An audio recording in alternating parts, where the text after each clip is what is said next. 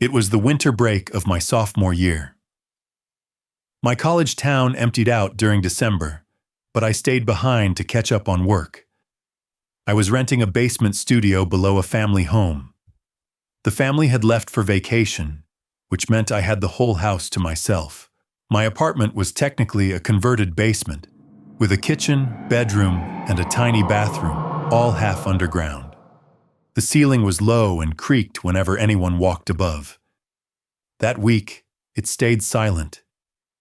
The only sound came from the heater, which clicked on and off randomly, and a faint draft that always seemed to come from the back of the closet. It was one of those old Crawlspace-style closets, with wooden panels instead of a full wall. I had never really looked inside it. I just kept my laundry basket there. 3 nights into break, I heard something shift in the ceiling above the closet. I paused my movie and listened. Then it happened again. A single knock, dull and muffled. I figured it was pipes, or maybe something expanded in the cold. I turned up the volume and ignored it. At 2 a.m., I turned off the lights and went to bed. 10 minutes later, I heard it again. One dull knock. Right above the closet. I sat up and stared. Then another sound. Not a knock this time, but a slow, dragging noise, like fabric against wood. I got up and opened the closet. Nothing, just laundry, but I noticed the back panel was slightly crooked, like it wasn't sealed all the way. I pushed on it. It moved a little, but I didn't try to open it further. I figured it was just loose. I closed the door and left the light on that night. The next day, I didn't hear anything. I assumed it was just the house settling. That night, around midnight, I walked into the bathroom and stopped. There was something wrong with the mirror. Not broken, just moved, tilted a little lower, like someone had touched it. I adjusted it back. Then I saw the closet. It was open, just a few inches. I hadn't opened it. I grabbed my phone and turned on the flashlight. I walked over and slowly pulled the door open. The back panel was gone, leaned up against the wall. Behind it was a dark crawl space. It smelled like old dust and insulation. I crouched and aimed my light inside. It looked empty, just wires, pipes, and beams. But something caught my eye. A sock, a black sock, crumpled in the corner. I backed away and closed the closet. I shoved a chair against the door and sat on the bed. For the next hour, I didn't move, just stared. At 3:17 a.m., I heard breathing, slow, shallow, coming from the closet. I didn't go near it. I just sat frozen until the sun came up.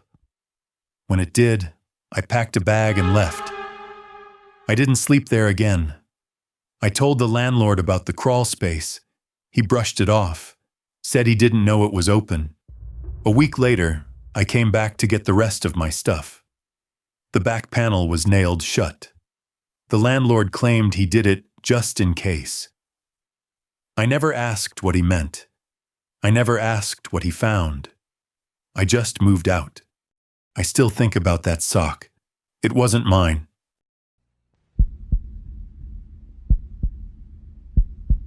This happened in late March of last year. I was house-sitting for my aunt in a quiet neighborhood outside of Denver. She lived alone, but her place had 2 stories, a backyard, and way more windows than I was used to. The house backed up to a creek, and there were no fences, just forest and water behind it. The kind of place where you hear everything at night. The house had a giant glass sliding door in the kitchen. It looked out over the yard, with no blinds or curtains. I stayed mostly upstairs, but every time I went down to the kitchen for food, I could feel that huge glass door behind me, like something could be watching. I chalked it up to nerves. I wasn't used to being alone in a big house. The first few nights were quiet. Nothing happened. Until the fourth night. It was a little after midnight.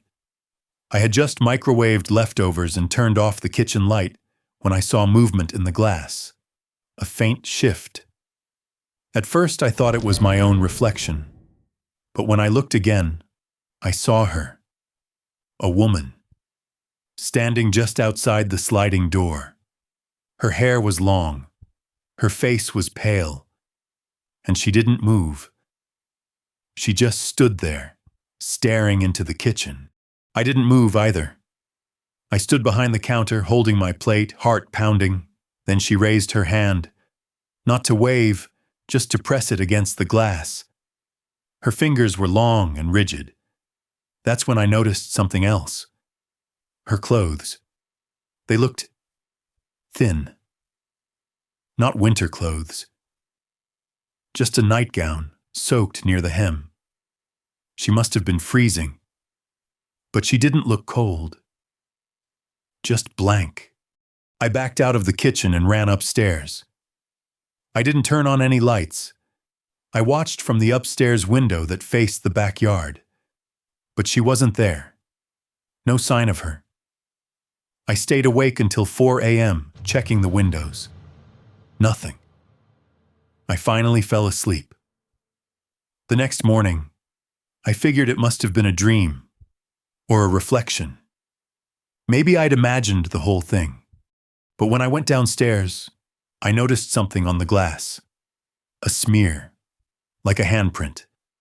I went up to it. It was faint, like it had dried overnight. 5 long fingers stretched wider than mine. I grabbed paper towels and wiped it clean. I didn't tell anyone.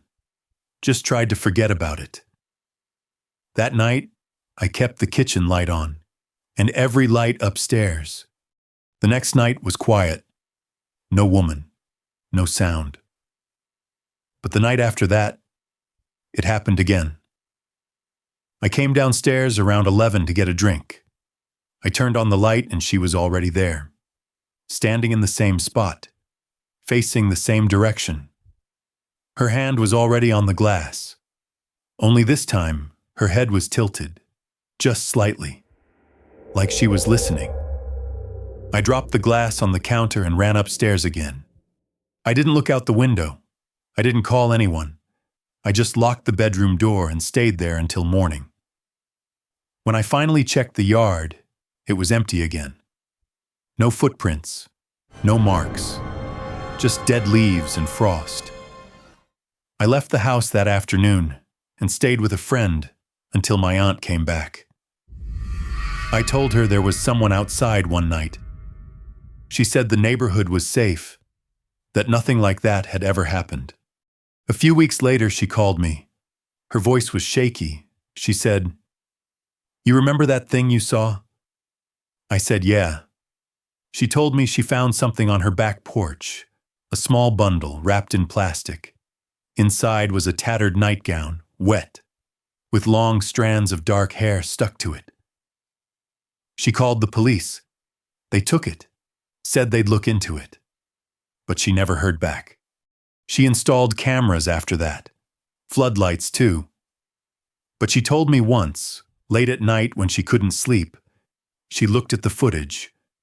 Nothing ever triggered the camera. No motion, no sound, just stillness.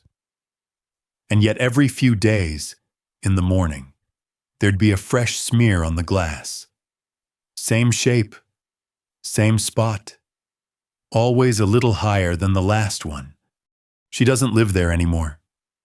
She moved out that fall, left everything behind. I haven't gone back. I don't know who the woman was or what she wanted. But sometimes, when I see my own reflection in a window at night, I think I see someone else behind it, watching, just standing, waiting.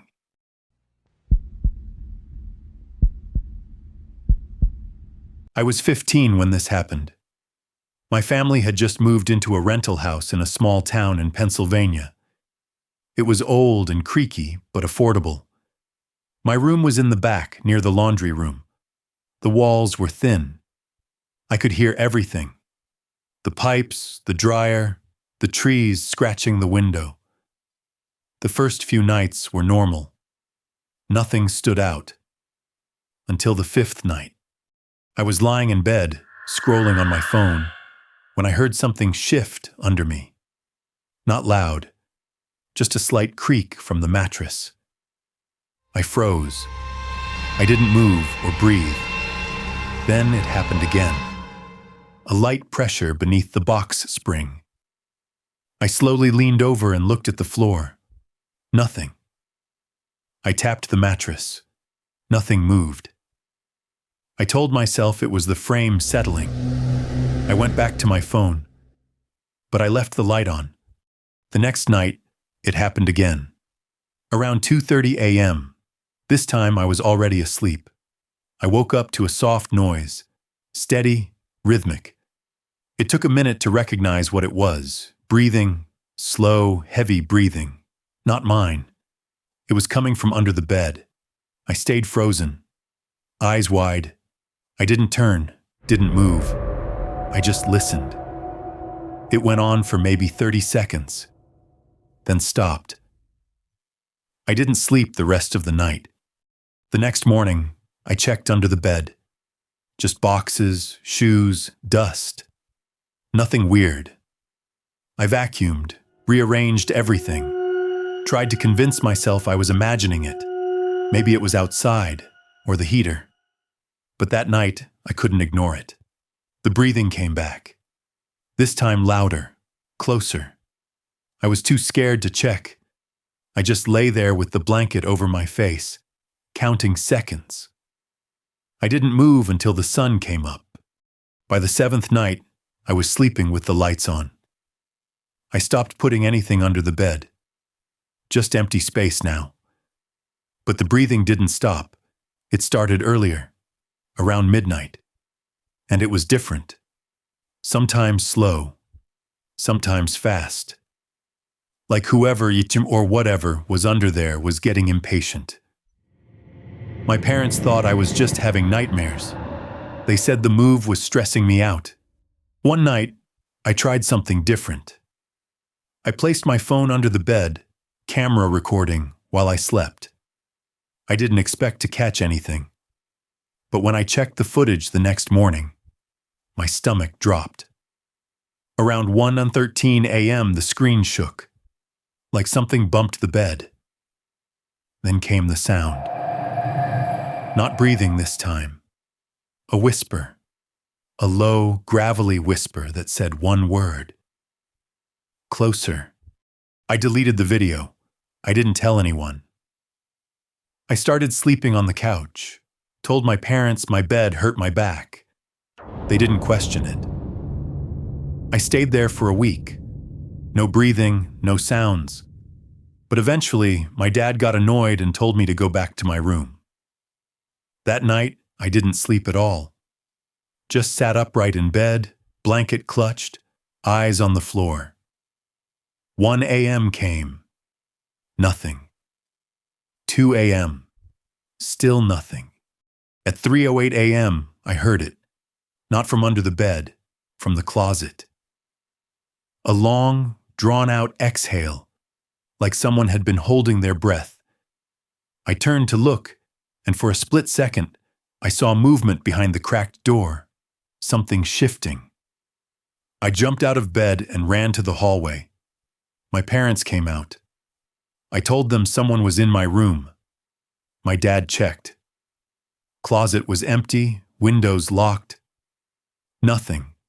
We moved out that summer. My parents never believed me. Said I was just anxious. But a few months after we left, my mom got a call from the landlord. The new tenants had a son, same age as me. They found him sleepwalking in the hallway 3 nights in a row. When they asked why, he said, "The breathing is too loud. I can't sleep."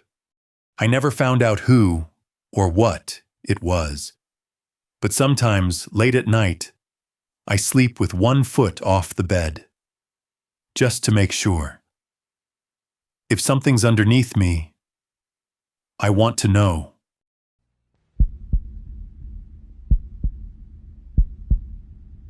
This happened the summer after high school. I was working a night shift at a 24-hour gas station on the edge of town. The place barely saw traffic after 1 a.m. My co-worker would leave at midnight, and I'd be alone until the morning shift came in. The station had big glass windows that faced the road and a small lot with a single pump. Nothing but woods behind the building. It was sometime past 2 when I first noticed him. A man standing at the edge of the tree line behind the station.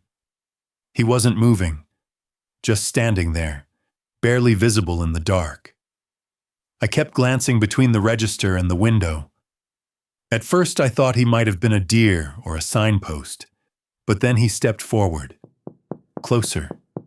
Still not enough light to see his face, just the outline of a man.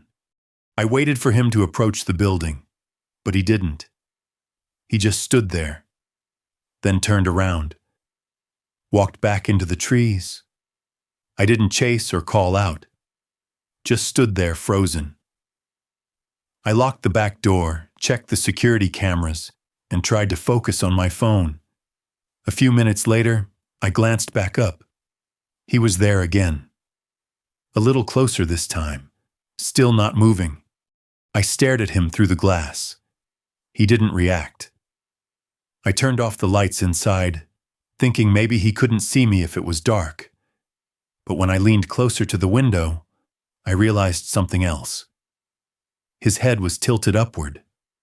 Not toward the door, toward the window. Toward me, like he could see straight in. I stepped back and went into the back office, locked the door. I stayed in the office for 10 minutes. No cameras faced the woods, just the front and pump area. I finally stepped back out. He was gone. I didn't see him again for the rest of the shift. At 6 a.m., the next employee arrived. I told her someone was wandering the woods. She laughed and said weirdos show up sometimes. I pretended to agree. I didn't sleep when I got home. 2 nights later, I worked the same shift. The woods were darker that night. Cloudy, no moon. I kept the lights off inside after midnight. Tried to avoid looking at the glass. Around 3, I went to restock the drinks. When I came back, I saw movement in the window. I froze. He was there, right outside, inches from the glass. His face, pressed against it. It was pale, like paper. His eyes didn't blink, just stared, his mouth slightly open, like he was breathing on the window. I couldn't move. I backed into the aisle slowly. He didn't follow, just kept staring. After a few seconds, he turned and walked toward the pump, then toward the back. I ran and locked the office door again. I stayed there until morning. The footage didn't show anything, not even the moment he walked away. The owner didn't believe me, said if it didn't record, it didn't happen. I quit that job a week later. Couldn't take it. But the weirdest part? A month after I left, I passed the gas station late at night. Just driving by, lights were on. One employee inside, and outside, at the edge of the woods, was a man. Standing, watching. Head tilted up toward the glass. Still, silent. I never went back, but I still think about him. The way he didn't move, didn't speak, just stared, like he was waiting for something, or someone. I keep my blinds shut now, always, especially at night, because sometimes when I leave them open for just a second, I think I see him again, standing at the edge of the trees, still looking in.